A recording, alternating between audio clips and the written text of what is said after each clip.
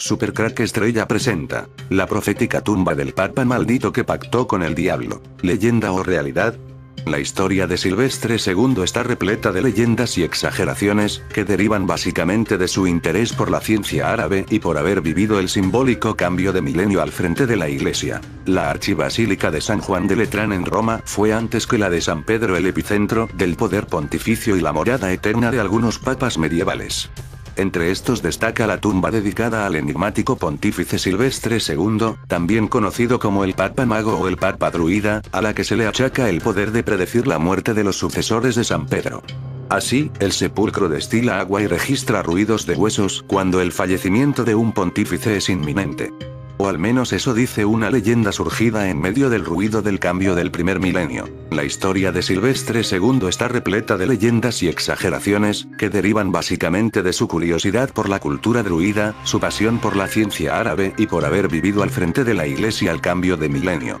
Gerberto de Aurillac fue, además, el primer pontífice francés en ocupar el sillón de San Pedro en el año 999, en plena efervescencia de las profecías que anunciaban el fin del mundo. Pero aquí en este canal Supercrack Estrella intentaremos ver si hay algo de verdad en si este papa pacto con el diablo. Para ello me basaré en mis investigaciones sobre el Festival de la Bestia. Mis seguidores de Supercrack Estrella ya sabréis que es el Festival de la Bestia. Pero si no lo sabíais, aquí una breve descripción: el Festival de la Bestia es un evento que ocurre cada 28 años, se celebra en algún castillo de Europa, y tiene un año de duración. En este festival de sacrificios, sexo y muerte, rituales dicen que se abre un portal por donde aparece el mismo Satanás, donde toma por esposa a una mujer virgen.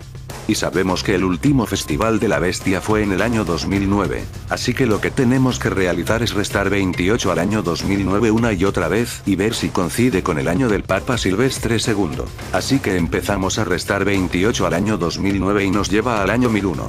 Ahora veremos el papado de Silvestre II. Silvestre II, de nombre secular Gerberto de Aurillac, fue el 139º Papa de la Iglesia Católica, de 999 a 1003. Wikipedia. Bingo coincide en las fechas en el año 1001 era papa, así que las posibilidades son grandes, pero dejemos un margen de duda por si acaso. Gerberto nombrado papa. Silvestre II, gracias a los benedictinos es nombrado obispo de la ciudad de Reims, donde comenzó a distribuir en su sede la aritmética, la astronomía, la geometría y la música.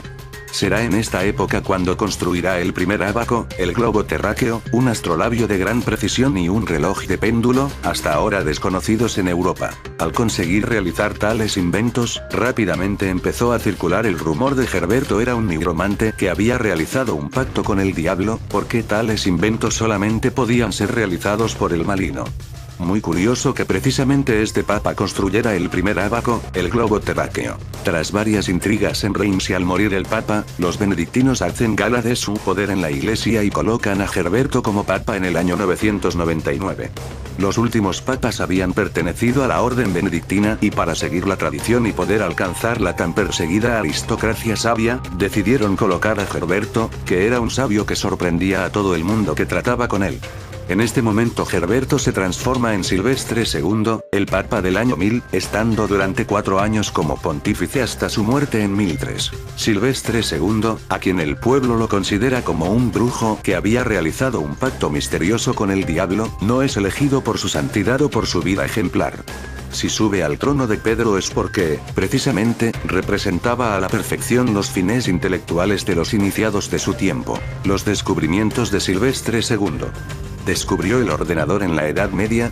A partir de su vuelta del mundo musulmán, Silvestre II desplegó una actividad científica revolucionaria sin tasa ni medida. Nos ha dejado, y sus libros pueden ser consultados en bibliotecas, 24 obras matemáticas atiborradas de descubrimientos importantes, un tratado de geometría, un tratado de pesas y medidas, e incluso un tratado del juego del ajedrez, lo cual no es una casualidad si tenemos en cuenta que dicho juego posee una destacada significación esotérica. Base ilustrar Lerón Silvestre II o Gerberto, parece seguro de que fuera un alquimista, probablemente el primero cristiano. Cuenta una vieja leyenda en Aurillac que, joven aún, había recogido oro en el río Jordán colocando en el agua un pellón de oveja al cual se adhirieron unas pepitas. Desconozco si en aquella época existían buscadores de pepitas de oro, pero el procedimiento es similar a la práctica de la alquimia si es tomado en un sentido hermético, estando muy adelantado en el Ars Magna, ya que el metal precioso no estaba al alcance de muchos. También enseñó en Reims, como bien hemos dicho, astronomía y astrología que había sido incorporada a sus saberes en esa España musulmana. Además fabricó el primer astrolabio de gran precisión, así como el primer reloj de pesas y de péndulo. Construyó un curioso órgano hidráulico en el que las diferencias de presión del vapor producían toda una gama de sonidos musicales, máquina que probablemente interesaría a nuestros modernos investigadores de música cibernética y electrónica. Fue Silvestre II quien introdujo en Europa occidental, trayéndolas de centros árabes, el álgebra y la utilización de las cifras llamadas arábigas, que sustituyeron al sistema de cifras romanas, la cual tuvo como consecuencia principal, además de una mayor facilidad de cálculo, la posibilidad de utilizar el cero, con todas las revolucionarias aplicaciones matemáticas que supuso este número. Finalmente, en pleno siglo X, fabricó una máquina que plantea la cuestión de si se trataba ya de un antepasado del ordenador. En efecto, como señala Gerard de Sede, el cual se interesa por Silvestre II en su libro sobre templarios, Les Templiers sont parmi nous, los templarios están entre nosotros, habla sobre un dispositivo ignorado que contestaba con un sí o con un no a las preguntas que se le planteaban, incluso era capaz de predecir el futuro. Reloj. Silvestre II nunca quiso revelar el secreto de su empleo, pero respondía siempre a la pregunta de su funcionamiento como algo muy simple, basándose en el cálculo de dos cifras, es decir, un código binario, al igual que nuestros ordenadores contemporáneos. Esta descripción corresponde enteramente con la de un ordenador. A su muerte, Silvestre II, a causa de sus investigaciones y sobre todo por esas máquinas consideradas por la mayor parte de la población como brujerías, fue maldecido durante siglos, llegando a ser borrado de la lista de papas. Gerberto será recordado como un iniciado alquimista benedictino francés que, ya en el siglo X, había asimilado todos los conocimientos y secretos de la civilización y de las ciencias orientales, y que fue incomprendido en su época, siendo un auténtico papa mago. Si en el buscador de Google pones pacto con el diablo aparece siempre una imagen de un demonio que ofrece un contrato al papa Silvestre II. Silvestre II. Este papa es conocido como el papa del año 1000 y como el papa mago por razones que pasaré a explicar. Como muchos habrán adivinado, gobernó desde el año 999 al 1003, teniendo que hacer frente al pánico colectivo del temor al fin del mundo, al que estamos acostumbrados hoy en día, condición que tristemente coincidió con un período lleno de pestes y guerras para Europa. Aunque su papado fue breve, fue conocido por ser un sabio erudito en astronomía, matemáticas y diversas ciencias ocultas, debido a su formación en España, donde tuvo contacto con sabios árabes, que lo iniciaron en matemáticas y esoterismo. Gracias a esto le debemos que haya insertado el número 0 en el sistema numérico de la Europa medieval. Por este antecedente, junto a un episodio que vivió de niño con un druida en una caverna, fue un practicante del esoterismo además de cristiano, lo que generó varios mitos en torno a su persona, como que había hecho un pacto con el diablo para alcanzar su puesto, que había construido un golem de oro que lo guiaba en su gobierno, y que su tumba en la actualidad suda cuando está próximo a morir el papa. Poco duró su pontificado, pues 4 años después murió. Ahora bien, ¿cómo? Pues hay todo tipo de leyendas. Se dice que se arrepintió de su pacto con el diablo y que pidió que su cuerpo fuera descuartizado y que no lo enterraran en tierra sagrada. También se cuenta que el acuerdo consistía en que el demonio tomaría su alma cuando él fuera a Jerusalén, cosa que no tenía ninguna intención de hacer, pero resulta que entre sus muchos conocimientos no debía estar un detalle que conocía todo el mundo. La Basílica de Santa Cruz en Jerusalén, en Roma, había sido construida sobre tierra traída, ya sabéis de dónde, ¿no? Pues claro, de la mismísima Jerusalén. Así que cuando un día el Papa fue a visitarla, poner el Papa un pie dentro y venir el demonio a cobrar su deuda fue todo uno. Eso sí, cuentan que en el acto el Papa se arrepintió muchísimo de todo, cayó muerto y unos caballos alados recogieron su cuerpo y se lo llevaron a San Juan de Letrán, lo que todo el mundo interpretó como una señal clarísima de que Dios le había perdonado. ¿No hubierais pensado lo mismo vosotros? Pues claro que sí, no pongáis esa cara de incredulidad. El caso es que está enterrado allí, en una tumba de lo más misteriosa. Para empezar, se cuenta que no está solo. ¿Quién duerme con él el sueño eterno? Una mujer. Sí, sí, una mujer en la tumba de un papa, pero aún hay más. Dicen que Satanás le había puesto para vigilarle un demonio femenino que se enamoró de él, renunció a la inmortalidad, se hizo mujer, vivió amancebada con él y están enterrados juntos. Cierto o no, esto no es lo más fuerte, ni mucho menos. Lo más impresionante es la leyenda que dice que esta tumba predice la muerte de los papas. Durante siglos, cada vez que un papa iba a morir, los huesos de Silvestre II empezaban a chocar entre sí tan ruidosamente que cualquiera podía oírlos. Tan llamativa era la cosa que un papa decidió abrirla para ver qué podía haber dentro, y en ese momento, al contacto con el aire, los huesos se desintegraron y se convirtieron en polvo. ¿Fue aquello el fin de las predicciones? Pues para nada, porque parece que desde entonces la lápida suda cuando un papa va a morir, hasta el punto de que según algunos se llega a formar barro en el suelo. ¿Una exageración? Probablemente. ¿Hay algo de cierto en todo esto? Bueno, amigos de Supercrack Estrella, esto es todo, un saludo y si el video le gustó, pulgar arriba.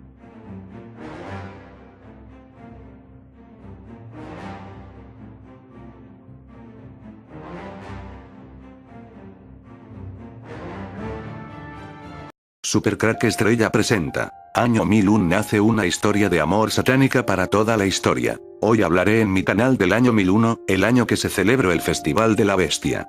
El año que se abrió un portal dimensional para Lucifer y sus entes dimensionales. Como siempre, celebrado en un castillo de Europa. En ese año la celebración tenía un invitado ilustre en el castillo.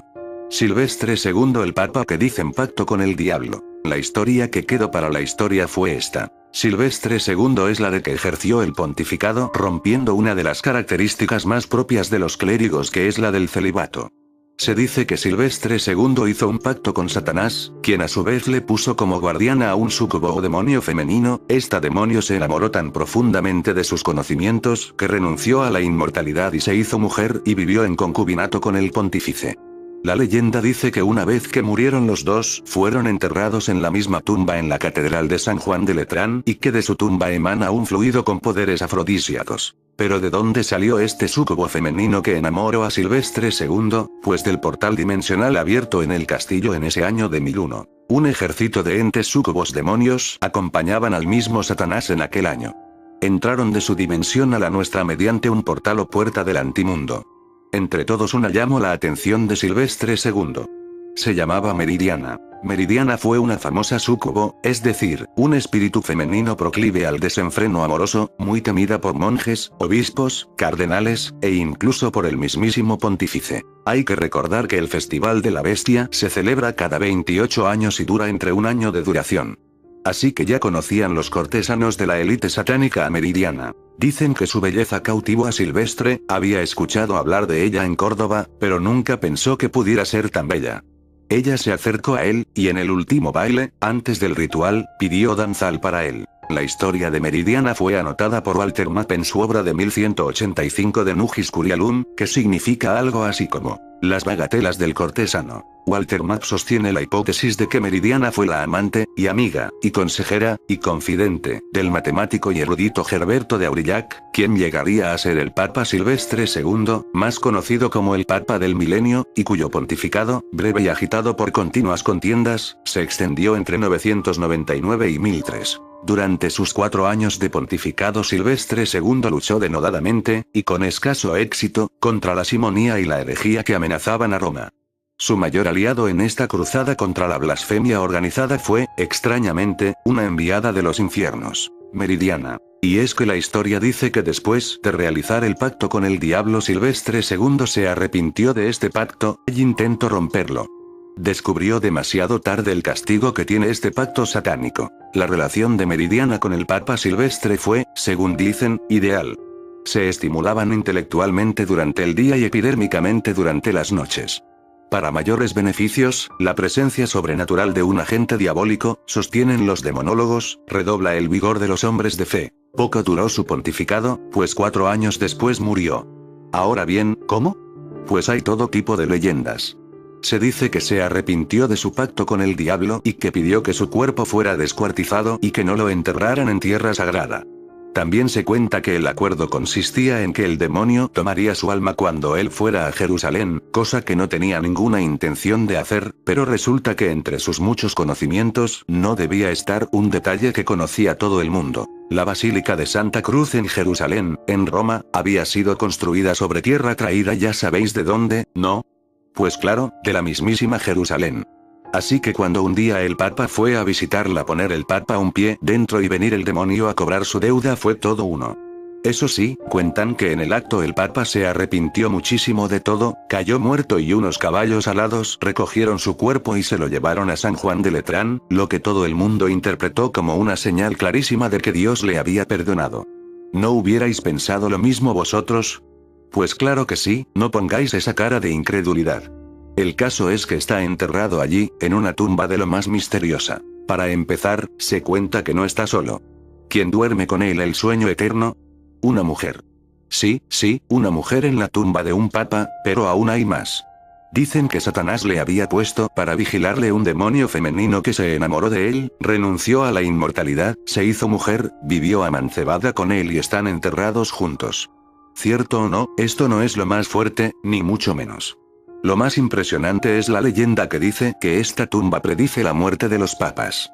Durante siglos, cada vez que un papa iba a morir, los huesos de Silvestre II empezaban a chocar entre sí tan ruidosamente que cualquiera podía oírlos. Súcubos, demonios femeninos de la noche a día de hoy podemos encontrar el testimonio artístico de los súcubos, en pequeñas tallas de madera a la entrada de antiguos burdeles de la época medieval. Estas criaturas estaban asociadas al sexo, y en especial a la noche. Son capaces de dominar el mundo onírico, de ahí que sea frecuente que puedan adentrarse en ese tejido inconsciente del género masculino, para hacer acto de presencia en medio de sus sueños. Antiguamente, fenómenos naturales como la polución nocturna e incluso la parálisis del sueño, estarían en realidad producidos por ellas, por estos demonios femeninos llamados súcubos, del latín, succubus, debajo de, que ansían robar la fuerza vital de los hombres. Son, de algún modo, una especie de vampiresas que, si bien en ocasiones pueden también nutrirse de sangre, buscan ante todo absorber el alma y el vigor de todo joven. A la hora de identificarlas por su aspecto, cabe destacar que en su mirada, reluce el fulgor ígneo del infierno. Su mirada tiene el embrujo de las serpientes, son hipnóticas, y, cuando un hombre las ve por primera vez en medio de sus sueños, ya nunca podrá olvidarlas. Son como el opio e incluso es frecuente que el joven muchacho busque a propósito ese momento de la noche en que quedarse dormido, para recibir la visita del súcubo. Día tras día, quedará más debilitado hasta encontrar, seguramente, la muerte más plácida del mundo. Dice la tradición que los súcubos pueden tener el mismo linaje que Lilith, y aún más. También debemos hablar de su otra mitad, de esos otros seres que comparten con los súcubos características similares. Estamos hablando de los íncubos, los que yacen encima. En este caso son jóvenes, muchachos atractivos que buscan ante todo chicas vírgenes a las que atacar sexualmente. Ahora bien, cabe decir que para muchas tradiciones los súcubos y los íncubos serían en realidad una misma criatura capaz de adquirir los dos sexos según su voluntad y la víctima de la que desee alimentarse. Bueno amigos, aquí una vieja historia de amor satánico. Si el video te gustó, pulgar arriba. Un saludo de Supercrack Estrella.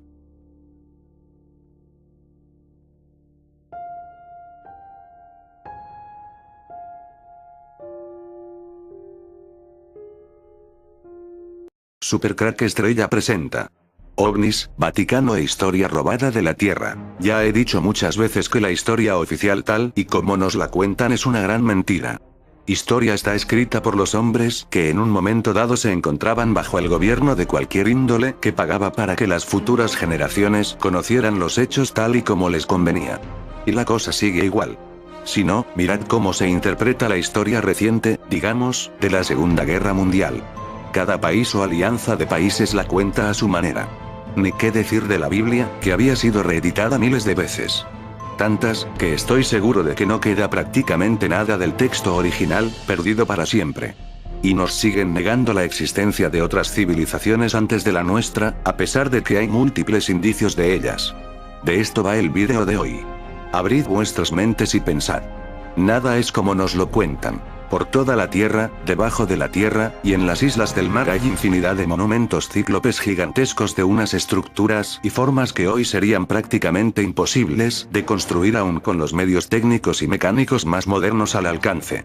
Serían prácticamente lo que algunos han denominado como obras imposibles y han acertado a definir esas obras como imposibles. Para poner un ejemplo de lo que pretendo explicar, podríamos considerar las pirámides que hay por toda la Tierra, y en especial las que hay en Egipto, como es la pirámide de Keops, una pirámide gigantesca cuyo volumen es de más de 7 millones de toneladas, con una composición global de 2,5 millones de piedras perfectamente cortadas y afiladas por las 6 caras, transportadas supuestamente desde varios cientos de kilómetros y subidas a una altura de 147 metros. Las piedras más pequeñas de la pirámide de Keops tienen un peso aproximado de 2.500 kilos, algunas de 40.000 kilos. Más adicionalmente a esto, la pirámide de Keops tenía originalmente una cubierta de piedras de mármol blanco, aproximadamente unas 36.000 piedras, de un peso medio aproximado por piedra de 3.500 kilos, subida de igual manera a 147 metros de altura por las 4 caras de la pirámide. Se nos cuenta que esa pirámide fue construida en un tiempo en que en Egipto no existía el hierro o el acero, y no tenían ningún tipo de madera salvo algunas palmeras. No conocían el papel, sino que escribían en hojas secas de papiro, y no tenían ningún tipo de herramienta ni medios técnicos ni maquinaria alguna. Las únicas construcciones que hacían los egipcios eran casas de ladrillo de barro y paja, pero que desconocían en absoluto el trabajo en la piedra, porque de manera alguna podían hacerlo sin medios técnicos de trabajo y pulimiento como los hay en la actualidad. Otro ejemplo es la isla de Pascua, donde existen más de 1000 moais o estatuas gigantescas, perfectamente cortadas, acabadas y transportadas a una altura en acantilados de 90 metros. Unas estatuas cuyo peso aproximado de la más pequeña es de unos 9.000 kilos y de la más grande de 400.000 kilos. En una isla donde no ha existido ni existe ni el hierro ni el acero, ni existía el papel ni la madera, ni tan siquiera relato alguno de su pasado histórico y su procedencia. Una isla totalmente desprovista de cualquier tipo de material de trabajo, cuyos habitantes primitivos vivían de la pesca y de las verduras. Existe otro ejemplo gigantesco en lo referente a los túneles del Ecuador, unos túneles que recorren los Andes por debajo. Varios cientos de kilómetros de túneles perfectamente acabados y embaldosados, y paredes acristaladas, desviándose en varias ramificaciones a diferentes poblaciones de Perú, incluso llegando a las selvas del Brasil. Unos túneles, que hoy ni un regimiento se atrevería a entrar para visionarlos, porque cabría la posibilidad de que se perderían y nunca más volverían a salir de allí. Con todo esto a modo de ejemplo, con las múltiples construcciones gigantescas antiguas que hay por toda la Tierra, sorprende el hecho de que no existe ni un solo plano de todas esas construcciones perfectamente realizadas, acabadas y emplazadas, así que la pregunta queda en pie: ¿es dónde están los planos de todas esas construcciones gigantescas? ¿O es que la gente en la antigüedad trabajaba a ojo y no le hacía falta ni maquinaria pesada, ni madera para supuesos rodillos, ni medios de transporte, ni planos, ni escritura ni lógica al construir esas múltiples pirámides, estatuas gigantescas y túneles en lugares inaccesibles?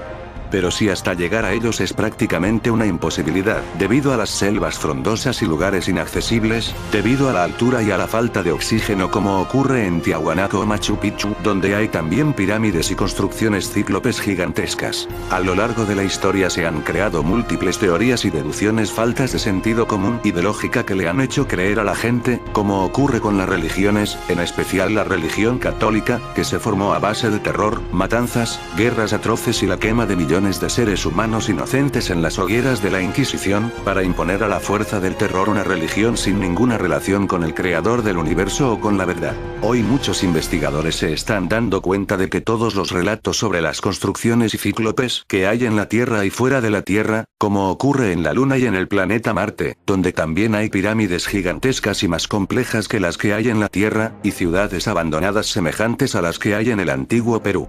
Pero ocurre el hecho trágico de que después de cientos y cientos de años de haber creado un sistema de cosas basado en meras suposiciones, en teorías infundadas, en obligación y terror para imponer a la gente ideas religiosas o políticas, han ocurrido en la actualidad hechos trascendentes, como la captura de ovnis y cuerpos artificiales extraterrestres. La NASA con los proyectos espaciales ha podido filmar perfectamente poblaciones y construcciones antiquísimas artificiales en la Luna y también han podido filmar de igual manera pirámides gigantescas y ciudades abandonadas y canales que llevaban agua a las ciudades en el planeta Marte. Se han quedado aterrados al comprobar que la humanidad ha creado una historia compleja y un sistema de cosas totalmente falsas y erróneas, un mundo global de más de 30.000 religiones diferentes, de 300.000 sectas religiosas diferentes, un sinfín de organizaciones ocultistas, esotéricas, espiritistas, en donde la cabeza de todas ellas es la organización cultista y mística más terrible y aberrante, la que más daño, atraso, muertes y ruina ha creado en toda la humanidad durante toda su historia. El Vaticano. El problema ahora mismo es cómo decir a la humanidad que todo lo enseñado hasta el momento ha sido pura farsa y mentiras que ha hecho que la humanidad viva en ignorancia de siglos y de miles de años de atraso. En especial desde 1947, cuando se estrellaron 2 ovnis en zona de Roswell, New México, y el ejército americano capturó el material de los ovnis y los cuerpos de alienígenas. Allí empezó el problema y la cuenta atrás. Y empezaron a surgir las preguntas como cuál es la procedencia de seres extraterrestres cuya cultura y medios técnicos superan a los de la humanidad en varios miles de años. Y puesto que hay escritos y relatos de avistamientos de ovnis o extraterrestres en el pasado más remoto de la antigüedad, incluso pinturas rupestres mostrando ovnis y extraterrestres, empezó el gran problema de tratar de revisar la historia con la idea de que hay algo que falla en todos los aspectos. Durante años y años el Vaticano ha influenciado en políticos, militares norteamericanos y agentes de la CIA y ha hecho posible que nadie se entere de la captura de ovnis y extraterrestres, y animado a los agentes de la CIA a eliminar a cualquier personaje desde el presidente de los Estados Unidos, a cualquier investigador científico o militar o agente del gobierno que quisiera desvelar estas cosas y mostrar pruebas de la captura de ovnis estrellados. Lo mismo sucede con los monumentos, no quieren que sepamos la verdad, porque si la supiéramos, el poder tan inmenso que tienen se derrumbaría en un instante. Por cierto, tengo la convicción de que todos los planos y materiales que ayudaron en la construcción están bien escondidos en los cientos de kilómetros de la biblioteca más grande que existe, la del Vaticano. Allí está nuestra verdadera historia, nuestros orígenes secuestrados. Es inevitable que toda esta conspiración se haga pública y que la humanidad llegue a saber la verdad, aunque con ello conlleve el arruinamiento de las organizaciones más explotadoras y corruptas existentes en la Tierra, lo cual provocará una crisis mundial que dará inevitablemente el comienzo de la Tercera Guerra Mundial con el empleo de armamento nuclear contra el mundo del Islam y sus aliados políticos y religiosos, con atentados terroristas como jamás ha conocido la humanidad y nunca más conocerá en el futuro, y con el fin de todas estas organizaciones obscuras y aberrantes que han llevado a la humanidad durante toda su existencia a las guerras, a la ignorancia, al miedo y al dolor. Si el vídeo te ha gustado, dale al pulgar arriba y suscríbete a mi canal. Fue, además, el primer pontífice francés en ocupar el sillón de San Pedro en el año 999, en plena efervescencia de las profecías que anunciaban el fin del mundo. Pero aquí en este canal Supercrack Estrella intentaremos ver si hay algo de verdad en si este papa pactó con el diablo. Para ello me basaré en mis investigaciones sobre el Festival de la Bestia. Mis seguidores de Supercrack Estrella ya sabréis que es el Festival de la Bestia. Pero si no lo sabíais, aquí una breve descripción: el Festival de la Bestia es un evento que ocurre cada 28 años, se celebra conocido como el Papa Mago o el Papa Druida, a la que se le achaca el poder de predecir la muerte de los sucesores de San Pedro. Así, el sepulcro destila agua y registra ruidos de huesos cuando el fallecimiento de un pontífice es inminente. O al menos eso dice una leyenda surgida en medio del ruido del cambio del primer milenio. La historia de Silvestre II está repleta de leyendas y exageraciones, que derivan básicamente de su curiosidad por la cultura druida, su pasión por la ciencia árabe y por haber vivido al frente de la iglesia al cambio de milenio. Gerberto de Aurillac fue. Silvestre II, de nombre secular Gerberto de Aurillac, fue el 139º Papa de la Iglesia Católica, de 999 a 1003. Wikipedia. Bingo coincide en las fechas en el año 1001 era papa, así que las posibilidades son grandes, pero dejemos un margen de duda por si acaso. Gerberto nombrado papa. Silvestre II, gracias a los benedictinos, es nombrado obispo de la ciudad de Reims, donde comenzó a distribuir en su sede la aritmética, la astronomía, la geometría y la música en algún castillo de Europa, y tiene un año de duración. En este festival de sacrificios, sexo y muerte, rituales dicen que se abre un portal por donde aparece el mismo Satanás, donde toma por esposa a una mujer virgen. Y sabemos que el último Festival de la Bestia fue en el año 2009, así que lo que tenemos que realizar es restar 28 al año 2009 una y otra vez y ver si coincide con el año del Papa Silvestre II. Así que empezamos a restar 28 al año 2009 y nos lleva al año 1001. Ahora veremos el papado de Silvestre II. Supercrack Estrella presenta la profética tumba del Papa maldito que pactó con el diablo. ¿Leyenda o realidad? La historia de Silvestre II está repleta de leyendas y exageraciones, que derivan básicamente de su interés por la ciencia árabe y por haber vivido el simbólico cambio de milenio al frente de la iglesia. La archibasílica de San Juan de Letrán en Roma fue antes que la de San Pedro el epicentro del poder pontificio y la morada eterna de algunos papas medievales. Entre estos destaca la tumba dedicada al enigmático pontífice Silvestre II, también